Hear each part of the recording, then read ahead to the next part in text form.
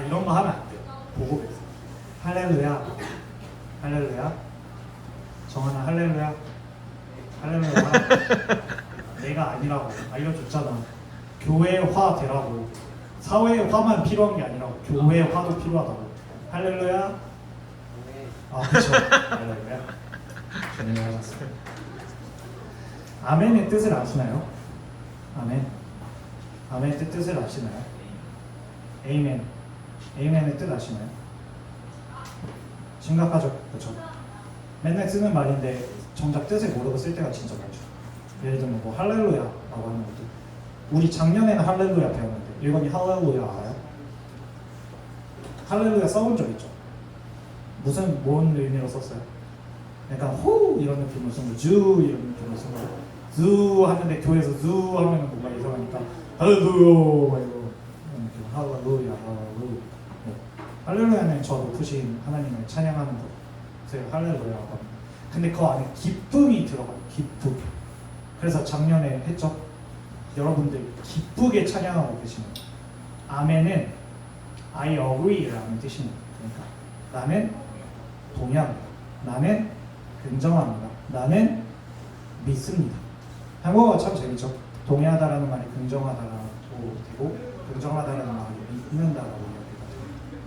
할렐루야라고 하는 말에 I agree라고 이야기를 한다는 건 나는 하나님을 찬양하고 싶은 마음이 있습니다. 나는 주님을 찬양합니다 라는 뜻입니다. 여러분들이 기도 가운데서 아멘을 외치면 나는 그 기도가 이루어지기를 소망합니다. 나는 그 기도의 내용을 믿습니다 라고 이야기를 합니다. 그래서 가끔씩 이제 통합 예배를 하면은 우리는 죄악 가운데 빠졌습니다 라고 이야기를 어떤 분이 하신다. 근데 또 이제 뭐 모르는 아동부에서 그 말 나오죠. 아멘. 그럼 자기는 죄악 가운데 빠지겠습니다 라는 뜻이 되고요. 무슨 말인지 아시나요? 아멘이라고 하는 것들은 나는 긍정합니다 라는 뜻을 가지고 있습니다. 근데 개인적으로는 그런 생각도 좀 든 것 같아요. 여러분들이 예배를 드릴 때, 여러분들이 기쁜 일을 맞이할 때, 여러분들이 소중한 사람과 같이 있을 때는 아멘이라는 말이 너무나도 쉽게 나오는 것 같아요. 예를 들면 야 이따 농구 한 판 해야지. 아멘. 그렇죠? 뭐 맞는 접근은 아니지만 여튼 할게. 이런 것들. 야 이따가 뭐 돈가스 먹으러 가래요 하면 아멘. 그렇죠? 근데 너 나와 함께 십자가를 지겠니? 그건 좀. 너 나의 고난을 긍정하겠니? 그것도 좀. 너 내가 살린 거 믿고 나를 따르겠니? 좀 부담스러운데. 저 내년 저 아직 하나님을 잘 모르니까 좀 더 친해지고 우리 살짝 어사잖아요, 그렇죠? 그러지 않으시나요? 일주일 동안 선생님이 지난주에 말했죠. 여러분들 중에 알지는 모르겠지만 처음으로 마이크 앞에서 울 뻔했는데 제가 울면은 저를 놀릴 사람이 너무나도 많은 걸 알고서 눈물을 꾹 참았습니다. 왜냐면 조연재가 약간 시동 거는 표정을 제가 봐버렸거든요. 저 새끼 우나? 우는 것 같은데? 이런 표정을 봐버려가지고 눈물을 꾹 참았어요. 근데 그러고 나서 집에 돌아왔는데 좀 느껴진 게 제 코어가 좀 망가졌더라고요. 코어 근육은 척추 근육을 통틀어서 몸의 중심이 되는 백번이죠. 그죠? 그걸 첫 코어라고 하죠. 그러니까 내 중심이 무너진 거예요. 공부를 하면서 살았던 1년 동안에 체력이 무너졌어요. 공부를 하면서 살았다라고 이야기를 했었던 1년 동안에 나의 묵상이 무너졌어요. 내가 하나님과의 관계가 무너졌어요. 근데 내가 그 모든 것들이 무너졌는데 문제는 뭐냐면은 내가 여러분들 앞에 서야 돼요. 그럼 무슨 뜻이냐면 여러분들은 저 무너진 모습도 괜찮다라고 생각할 수도 있겠구나라는 생각이 갑자기 들어요. 너무 무섭더라고요. 내가 혼자서 지옥 가는 거는 뭐 그럴 수 있어요. 내 잘못이니까. 근데 내가 지옥 갈 때 야야야 다현아 여기 나쁘지 않아. 여기 약간 불가마야. 따뜻할지도 몰라 라고 한다? 라는 생각을 하니까 너무 무서워졌어요. 그래서 다시 잡아가려고 좀 노력을 해봤어요. 근데 여러분들 진짜 웃긴 게 뭔지 알아요? 옛날에는 1시간도 넘게 우리 수련회 가면 찬양할 때 막 진짜 2시간 넘어서 정원이 막 집에 가고 싶어 하고 이런 표정 짓고 막 에너비 케어 그분이 숙소 쉬고 막 이랬었잖아요. 그쵸? 기억나죠? 근데 그때 제가 2시간 동안 여튼 찬양을 했잖아요. 그때는 뜨겁게 찬양하는 게 집에서는 한 2분 찬양하려고 하잖아요. 그러면 막 몸에 어딘가가 간지러워. 뭐 피부병이 있는 것도 아니고 나병 환자처럼 막 간지러워. 말씀을 읽으려고 하면은 너무나도 졸려요. 어제 마치 어느 공사장에서 일을 하고 온 것처럼 너무 졸리기 시작해요. 그래서 졸려요. 그렇게 자려고 해요. 그걸 꾸역꾸역 참고 일주일을 보냈어. 근데 그렇게 일주일을 보내니까 어제 청년부 예배에서 그런 느낌이 들더라고요. 와, 나 진짜 죄인이구나. 그러면은 내가 여러분들 앞에서 할 말은 무엇일까? 라고 했을 때 여러분들 저는 진짜 죄인이에요 라는 이야기를 할 수 있게끔 숨기지 않고 어떤 것들을 꾸미지 않고 감히 말할 수 있는 여러분들 저는 죄인입니다. 저는 하나님을 등한시하였습니다. 저는 하나님을 바라보지 않았습니다. 근데요, 하나님은 나를 바라봤습니다.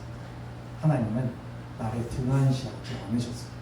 하나님은 나를 계속 붙잡고 계셨습니다.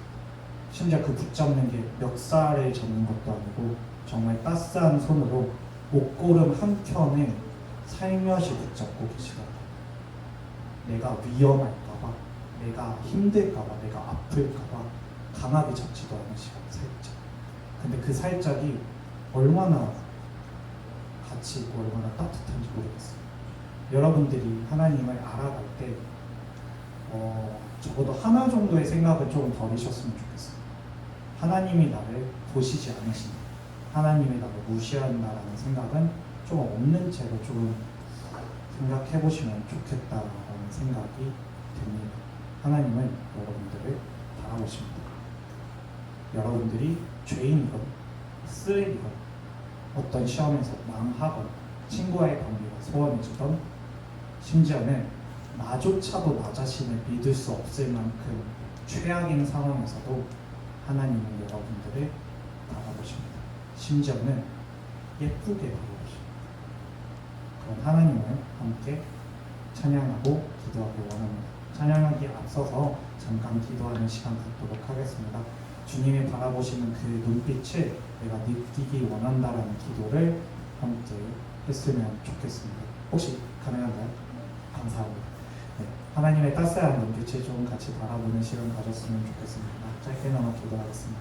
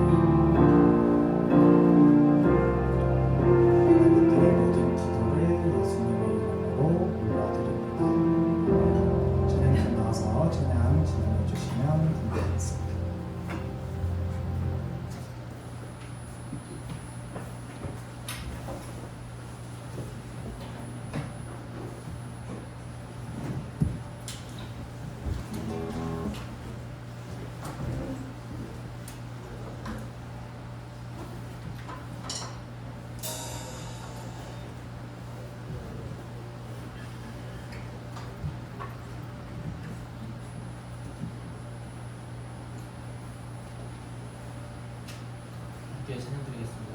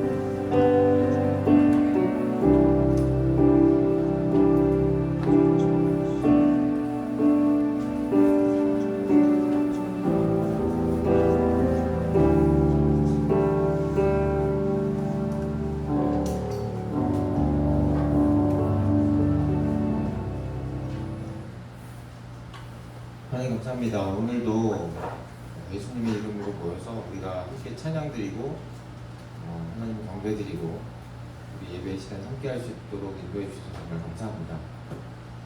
하나님께서 생명의 길 보여주시기 원합니다. 우리가 각자 이렇게 주일에는 모여서 함께 예배드리고 찬양드리지만 또 주중에는 각자의 삶의 자리에서 힘겨운 시간들을 보내고 있습니다. 학업으로 취업 준비로 어려운 상황 속에 있는 우리 친구들을 주님께서 위로하여 주시고 힘을 주셔서 정말 하나님이 주시는 생명의 길로 나아갈 수 있게 해주시고 또한 찬양의 가사처럼 하나님만 예배드리고 찬양드리고 나의 주님이라고 고백할 수 있는 그런 믿음을 우리에게 허락하여 주시옵소서. 오늘도 주님께 예물을 드렸습니다. 이 예물 안에 우리의 진심과 우리의 삶과 우리의 결단이 들어갈 수 있도록 인도하여 주시고 오늘 예배 온전히 주님께서 받아 주시옵소서. 성령님 우리의 마음을 일깨워 주셔서 우리가 하나님을 더욱더 깊이 알고 바로 알고 명확하게 알 수 있도록 주님 인도하여 주시옵소서. 이 모든 것 우리 주 예수 그리스도의 이름으로 기도드립니다.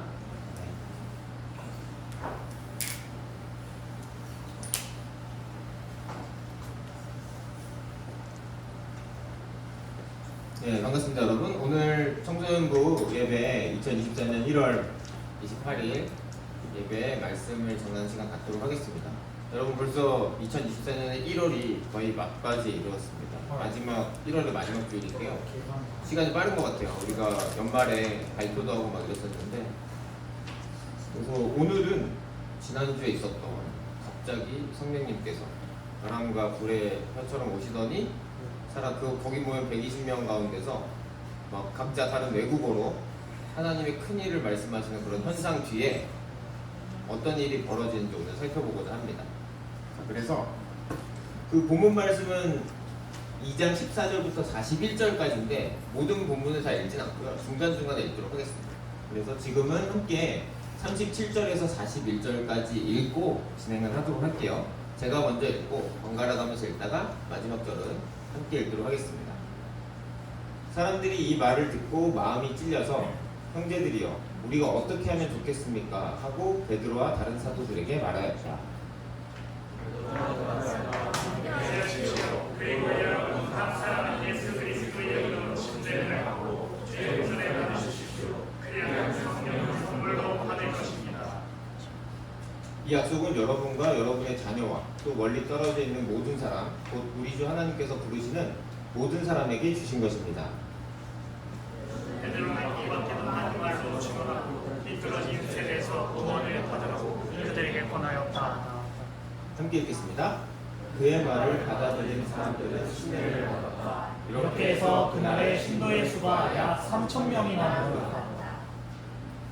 예, 오늘은 마음이 찔리다 라는 제목으로 말씀을 나누고자 합니다. 여러분 지금 37절에 보면 지금 14절에서 41절이니까 거의 막바지죠. 사람들이 이 말을 듣고 마음이 찔렸다고 나와 있어요. 자, 이 말은 뭐냐면은 앞에서 막 여러 얘기를 하는데 누가 얘기한 거냐면 베드로의 설교입니다. 그래서 앞서서 베드로는 시편 말씀을 인용하면서 가룟 유다가 배반한 것에 대한 그런 처분을 말씀으로 해석을 했어요. 하나님께 부활하신 예수님께 40일 동안 말씀을 배우기도 배웠고 계속 기도하면서 이런 말씀을 통해서 해석할 수 있는 지금 권위가 사도 베드로에게 지금 임하는 걸 볼 수가 있는데 오늘도 역시 마찬가지. 그래서 베드로의 설교를 듣고 사람들은 마음이 찔렸어요. 그래서 형제들이요, 그러면 이제 어떡하죠? 어떻게 하면 좋죠? 라고 묻는 겁니다. 마음이 찔려서. 자, 그러면은 도대체 베드로는 어떤 얘기를 했길래 사람들은 마음이 찔렸던 것일까? 이거에 대해서 함께 생각을 좀 해보면 좋을 것 같습니다. 14절부터 36절인데요. 우선은 14절에서는 베드로가 11사도들과 이제 마띠 한 명을 뽑아서 총 12명이니까 11사도들과 함께 일어나서 엄숙하게 목소리를 높여서 얘기를 했습니다. 지금 모인 사람들에게 유대 사람과 예루살렘 주민 여러분 이걸 아셔야 됩니다. 귀를 기울이십시오. 아마 이런 장면이었을 것 같습니다. 그래서 굉장히 사람들이 많이 모여 있고 베드로가 앞에 나오고 뒤에 열한 사도가 쫙 있는 이런 웅장하면서 좀 엄숙한 분위기에서 말을 띈 거죠. 그리고 사실은 좀 소란스럽기도 했겠죠. 다른 나라 외국어들로 막 하나님의 큰일 얘기하다 보니까 그걸 잠잠하게 좀 이렇게 엄숙하게 진정을 시키면서 얘기 시작하는 겁니다. 지금은 아침 9시입니다. 개혁개정에서는 제3시라고 돼 있어요. 근데 이 유대 사람들은 0시가 이제 우리나라랑 다르게 오전 6시입니다. 그러니까 3시간 지났으니까 오전 9시다. 그래서 여러분들이 지금 이 사람들 외국어로 얘기한다고 해서 술에 취한다고 얘기했는데 아니다. 오전 9시다 지금. 물론 오전 9시에 술 취한 사람이 있을 수도 있겠지만 이렇게 120명 정도 되는 사람들이 몇십 명이 아침에 술이 취하는 광경을 저는 이제 살면서 본 적이 없습니다. 네. 있어요? 있군요. 예. 그래서 이 시대 상황에서는 더군다나 최대 명절 중에 하나의 오순절에서 지금 예루살렘으로 몰려오는 가운데 아침부터 좀 술판을 벌인다는 것은 상식적으로 어렵다. 이렇게 먼저 변호를 하면서 시작을 하는 거예요. 자, 그래서 16절에서 21절은 이런 얘기를 하는 겁니다. 이거는 구약 성경에 요엘서에 나와 있는 요엘이라는 선지자가 미리 써놓은 일이 이루어지는 거다. 그 주요 내용은 뭐냐면 마지막 날. 그러니까 지금 이거는 단수로 돼 있지만 사실은 원어적으로 보면 마지막 날들입니다. 마지막 때 그때 하나님께서 하나님의 영을 부어주시겠다고 요엘서에 약속을 해놨습니다. 근데 이 약속을 여러분들은 아주 잘 알고 있어요. 왜냐? 바로 이겁니다. 이거. 네. 아래. 연주 한번 불러줄래요? 그래서 이 노래예요. 마지막 날에 내가 나의 영으로 네. 백성에게 부어주리라. 뭘 부어줄? 자녀들은 예언할 것이고 청년들은 환상을 보고 아비들은 꿈을 꾸리라. 주의 영이 임하면. 이 찬양 많이 불러봤잖아요. 율동하면서. 바로 이겁니다. 이 얘기가 지금 베드로는 이루어졌다. 이 얘기를 해주는 거예요. 그래서 성령님이 임하시라고 이렇게 얘기를 하고 있죠. 찬양에서. 자, 그래서 그러면서 마지막에 덧붙이는 게 베드로가 주님의 크고 영화로운 날이 오기 전에 변해서 어둠이 되고 다른 면은 피가 될 거니까 이 주님의 크고 영화로운 날이라는 것은 심판의 때를 의미합니다. 근데 예수님을 주로 영접하지 않는 사람들은 심판을 받는 거고 예수님을 주인으로 영접한 하나님의 자녀들은 심판에서 제외가 되는 거죠. 사실은 구원의 날이 되고 예수님을 믿지 않는 사람들은 심판을 받는 거예요. 동시에 일어나는 일인데 그래서 주님의 이름을 부르는 사람은 구원을 얻을 것이다 라고 되어 있습니다. 그래서 요엘서에 보면 이게 원어를 보면은 여호와의 이름을 부르는 자는 이라고 되어 있는데 이거를 지금 베드로는 주님이라고 바꿨어요. 그래서 사실은 구약 시대에서도 하나님의 이름을 부를 수가 없어요. 하나님이라고 부르지 않고 주님이라고 불렀어요. 그런데 지금 주님이라고 딱 바꾸면서 누구 얘기를 들어가냐면 22절에서 24절에서 예수님 얘기로 들어갑니다. 지금 바꾼 이유가 있죠. 주님, 우리의 주인이 예수님이다라는 걸 얘기를 하고 싶어서 예수님 얘기로 넘어갑니다. 하나님께서는 예수님을 통해서 놀라운 일들과 기적들을 행하셨다. 3년 공생애라고 하죠. 3년 동안의 예수님의 사역 동안 여러 가지 기적을 펼치셨잖아요. 오병이어의 기적 보였고 그리고 사람을 소생시키기도 하셨고 여러 가지가 있죠. 그래서 모든 사람을 구원하기 위해서 인류의 죄값을, 모든 인류의 죄값을 지금 살아있는 사람 말고 예수님의 십자가의 죽음으로 대신하는 계획을 세우셨고, 그러니까 단순히 마음이 변해서 갑자기 생각하다가 이제 생각이 변해서가 아니라 오랜 계획 동안 계획을 세우셨고 그대로 실천을 하셨다 이런 얘기를 하셨어요. 그런데 예수님이 죄값을 대신해서 십자가에서 돌아가셨는데 사실은 죄가 없는데 대신 죄를 짊어지신 거기 때문에 죄가 없는 하나님이기 때문에 사람의 아들은 사람이죠. 강아지의 자식은 강아지일 거고 그런 것처럼 하나님이라는 게 이제 뭐 이름일 수도 있지만 존재를 규정하는 거라서 하나님의 아들은 하나님입니다. 존재가 죄가 없는 하나님이시기 때문에 하나님께서 직접 아버지께서 아들 예수님을 부활을 시키셨다. 이걸로 확정을 해주셨죠. 자, 그래서 부활을 하셨기 때문에 빈 무덤이, 우리가 부활절의 빈 무덤을 얘기하지 않습니까? 그래서 25절에서 31절은 어떤 얘기를 했냐? 자, 이제는 또 베드로가 요엘서, 구약성경의 요엘서 얘기를 한 다음에 예수님 얘기를 하고 그 다음에 또 다윗의 시편을 얘기로 넘어갑니다. 다윗이 얘기했던 시편 말씀을 끌어와요. 어떤 사람의 말을 끌어올 때는 그 사람 말이 더 권위가 있을 때 그렇잖아. 우리도 성경 말씀으로 누군가 논쟁을 하다가 성경 말씀을 들어올 때는 성경이 더 권위가 있다라고 생각하니까 그 말씀을 얘기는 거잖아요. 이성적 설득적. 그래서 만약에 뭐 축구를 한다고 하면은 축구에 있어서 어쨌든 메시라는 선수가 유명하니까 그 선수가 축구에 대해서 뭔가 얘기한 것을 듣고 축구에 대해서 얘기할 때 그걸 써먹으면은 상당히 권위가 있지 않습니까? 동네에서 축구 잘하는 사람하고 메시는 권위가 다르잖아요. 그런 것처럼 이 구약 시대에 이 유대인 이스라엘에 있어서 다윗의 영향력은 진짜 엄청나죠. 왜냐하면 지금도 알 수 있습니다. 이게 어느 나라 국기인지 여러분 아시죠? 아니요, 잘 모르겠어요. 이스라엘 국기인데 이 별이 별 모양이잖아요. 다윗의 별이라고 부릅니다. 와우, 아니면 다윗의 방패라고도 부르고요. 와우. 근데 한 나라의 국기에 다윗의 별이 들어가 있다. 다윗의 위상을 그대로 알 수 있는 부분이죠. 사실 그렇겠죠. 왜냐하면 유대인들이 예수님을 인정하지 않기 때문에 아직 구원자 오지 않았다.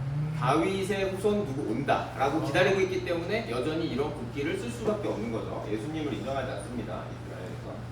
자, 그래서 베드로가 얘기합니다. 다윗은 예언자였다. 그 사람도 하나님의 말씀을 미리 받아서 미래의 것들을 미리 예언하고 있는 부분이 있다. 뭐냐면 그는 다윗의 후손, 자기의 후손 가운데 한 사람을 하나님의 왕자에 앉힌다는 약속을 알고 있었고, 왕국의 왕자에 앉힌다는 약속을 알고 있었고, 그리스도의 부활도 미리 내다보고 있습니다. 시편 말씀에 그런 것을 끌어와서 이렇게 해석을 합니다. 32절에서 36절로 이어지는 말은, 자, 그런데 이 예수님을 하나님께서 부활시키십니다. 우리는 모두 부활의 증인이다. 근데 사실 이게 부활하신 지 얼마 안 됐잖아요. 그래서 만약에 이게 뻥이다 이러면은 아니다. 아니요. 나 지금 예수님 시신 들고 가는 거 내가 봤는데 빼돌린 거 봤어요. 라고 할 수도 있는데 그런 사람이 없었어요. 이거 지금 얼마 안 됐어요. 부활하신 지. 예수님 승천하신 10일 지났으니까 50일 지난 거죠. 굉장히 가까운 일이 있었기 때문에 누군가가 아니라고 손들고 반박할 수도 있지만 그런 일이 일어나지 않았습니다. 우리 모두 부활의 증인이다. 하나님은 부활하신 예수님을 하늘로 올리셔서 하나님의 오른쪽에 앉히셨다. 그리고 요엘을 통해 약속하신 성령님을 우리에게 보내주셨다. 다윗의 시편에 예수님이 예언이 되고, 물론 예수님이라고 써있진 않습니다. 주님이라고 돼 있는데 그 주님이 바로 예수님이고 그분이 예언돼 있는데 그분이 바로 요엘서에 나온 성령님을 보내주신 역할을 하신 주님이시다, 구원자이시다 라고 연결을 계속 짓고 있는 겁니다. 그래서 시편 말씀을 인용해서 다윗도 예수님, 주님이라고 표현되어 있다 했죠. 존재를 미리 알고 있었다라고 얘기를 합니다. 그러니까 유대 사람들 입장에서는 굉장히 권위 있는 구약 성경의 그 예언, 사실은 마지막 때 하나님의 심판의 날과 회복의 날, 그날은 기대하던 날이잖아요. 지금 로마 압제를 받고 있는 상황이고 거기다가 다윗까지 연결지어서 예수님이 구원자시다라는 것을 증거를 하고 있는 겁니다. 자, 그런데 이 하나님께서 우리가 십자가에 못 박은 예수님을, 사실은 십자가에 실제로 못 박은 사람들은 이방인이 하지만 사실은 유대인들 때문에 못을 받게 됐죠. 그리고 사실도 우리도 우리의 죄를 짊어지시고 간 거기 때문에 사실 우리의 죄 때문에 못 박히신 것도 맞죠. 그래서 우리의 주인, 구약 성경부터 약속되어 그리스도 구원자가 되게 하셨다라고 확증을 합니다. 외칩니다. 예수님의 십자가에서 우리의 죄를 짊어지시고 죽지 않으셨다면, 또 하나님께서 부활시키지 않으셨다면 지금 우리가 이 공간에서 예수님을 찬양하고 예배드릴 일은 없습니다. 그것이 바로 2000년 동안 계속 이어져 온 거예요. 지금 여기 화곡동까지 전 세계 곳곳에 있죠. 자, 그런데 바로 이 말을까지 들으니까 이 사람들이 이제 이해가 온 거예요. 망했다. 구약 성경에서부터 예언되었던 그 마지막 때가 왔는데 우리가 구원자를 우리가 직접 죽였구나. 마음이 확 찔려서 형제들이요, 우리가 어떻게 하면 좋겠습니까? 라고 물어보는 겁니다. 베드로가 대답했어요. 회개하십시오. 돌이키셔야 됩니다. 여러분들은 각 사람은 예수 그리스도의 이름을 침례를 받고 죄 용서를 받으십시오. 그러면 성령님을 선물로 받을 것입니다. 성령님은 뭐 도구가 아니라고 했죠. 인격체십니다. 우리 안에 오시는 거예요. 자, 그런데 침례를 받으라고 했는데 이 침례를 받으라는 얘기는 침례식을 받으면 된다라는 의미는 아니고 정말 마음속으로 이 말을 받아들여서 예수님이 그 구원자이시구나. 내가 예수님의 그 십자가 사역으로 인해서 십자가 죽음과 부활로 인해서 내가 구원을 받는 거구나. 그걸 믿고 진짜 마음속으로 믿어서 고백하는 사람이 침례를 받는 거죠. 그 의미를 갖고 있어요. 자, 그래서 이 약속은 여러분과 여러분의 자녀 그리고 멀리 떨어져 있는 모든 사람, 우리 주 하나님께서 부르시는 모든 사람에게 주신 것입니다. 자, 베드로는 이 밖에도 다른 얘기도 많이 증거를 했어요. 지금은 이건 요약본입니다. 그리고 삐뚤어진 세대에서 구원을 받으라고 그들에게 권하였다. 자, 고대 사회도 이런 게 있었다고 합니다. 요즘 것들은 버릇이 없고 예의가 없다. 그래서 항상 모든 세대들은 젊은 사람들은 기존의 이제 기성세대에 비해서 버릇이 없게 보이죠. 자, 그런데 여기서 이 삐뚤어진 세대라는 건 그런 의미는 아니고 하나님의 질서가 어그러진 선악과를 먹은 이후에 인류는 사실은 하나님과의 관계가 어그러졌잖아요. 그런 패역한 삐뚤어진 그 상황에 구원을 받으라고 요청을 한 겁니다. 자, 근데 그의 말을 받아들인 사람들이 침례를 받았는데 그날의 신도의 수가 약 3,000명이나 늘었어요. 3,000명이 이걸 마음으로 진심으로 받고 예수님을 주님으로 고백하고 침례까지 순종한 겁니다. 그래서 이게 초대교회의 탄생입니다. 엄청난 에너지로 3,000명이 순식간에 신도가 된 거예요. 그래서 앞으로의 일이 이루어지는데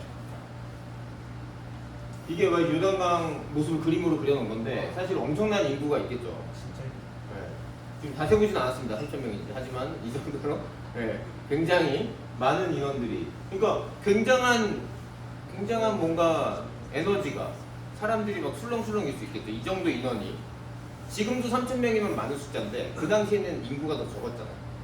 그렇기 때문에 이거는 상당히 어떻게 보면 센세이셔널한 그런 일이라고 볼 수 있겠어요. 자, 그래서 오늘 사람들은 마음이 찔렸어요. 그러면서 어떻게 해야 되냐고 물었어요. 대답은 회개하십시오. 네, 얘기하십시오.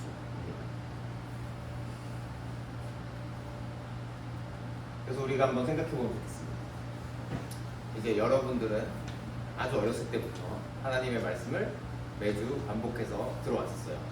그런데 뭐 어떤 순간에는 이제 마음이 찔리고 이런 순간이 있었을 것 같아요. 그런 경험들을 나눠보면 좋겠고, 사실은 뭐 수련회나 이런 곳 가서도 나도 하나님에 대해서 알고 싶은데 뭐 손들라고 했었잖아요. 2주 전에 우리 수련회 갔을 때도. 근데 그런 게 또 부끄러워서 못한 친구도 있을 수 있고 여러 가지 사실은 공개적으로 그렇게 하는 것들이 약간은 좀 마음이 안 내킬 수도 있고 한데, 여러분들 마음 가운데 과연 내가 마음이 찔렸던 적이 있었나 라는 거 한번 돌아보면서 오늘 선생님들과 함께 나눠보면 좋을 것 같습니다. 기도하겠습니다. 하나님 감사합니다. 오늘 베드로가 하나님의 말씀을 요엘서의 예언이 이루어진 것, 그리고 다윗도 예언했던 그 구원자임을 다시 또 확증시키는 이런 말씀을 우리에게 나누게 하셨습니다. 주님, 우리가 살면서 설교를 들으면서 마음이 찔렸던 적이 있었을 것입니다. 그럴 때 정말 이 본문의 사람들처럼 어떻게 하면 할 수 있냐고 그런 묻는 가난하고 낮은 마음, 겸손한 마음 우리에게 주시옵소서. 그리고 정말 지금 마음이 찔리고 있다면 우리 선생님들에게 물어보거나 또 우리 그 도움을 줄 수 있는 분들에게 물어서 정말 복음을 접하고 회개할 수 있는 은혜를 부어 주시옵소서. 모든 것이 사람이 할 수 없고 성령님께서 이끄셔야만 할 수 있습니다. 우리가 성령님께서 인도하시는 대로 그대로 주님의 자녀가 될 수 있도록 인도하여 주시옵소서. 1월이 다 가고 있습니다. 올 한 해가 점점 더 지나고 있습니다. 아직은 방학이지만 준비해야 될 것들도 해야 될 것들이 많은 친구들이 많이 있습니다. 지금 무엇보다 어떤 일을 할 때 마음을 붙잡아 주십시오. 일이 많은 것보다 마음이 불안할 때 우리가 더 힘듭니다. 이 불안한 마음을 주님께서 붙잡아 주셔서 힘든 순간에도 예수님을 더욱더 경험하는 한 해가 될 수 있도록 인도하여 주시옵소서.